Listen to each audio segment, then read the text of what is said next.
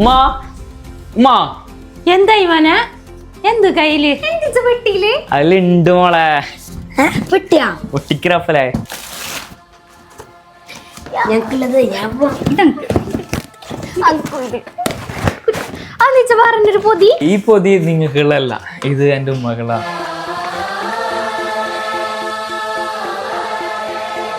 എന്താ ഇഷ്ടപ്പെട്ടാ?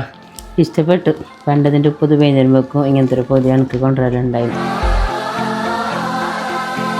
അന്റെ ബ്രോ നീ ദുബൈക്കാ കാസർഗോഡ് പോയിനെ? ഫുള്ള് ദുബായ് ഐറ്റംസ് അല്ല. അതിന് ദുബൈലത്തെ മുട്ടാക്കി ദുബൈക്ക് വേണ്ട ആവശ്യമില്ല. കാസർഗോഡ് അല്ലജു വന്നിട്ടുണ്ട്. അപ്പൊ ഗൾഫിലത്തെ എല്ലാ സാധനം അല്ലജു ആല് കിട്ടൂട്ടാ. അതെ ചങ്ങായിമാരെ, നമ്മളെ കാസർഗോഡർക്ക് മധുരം പകരാൻ എത്തി മക്കളെ അല്ലജുവാ.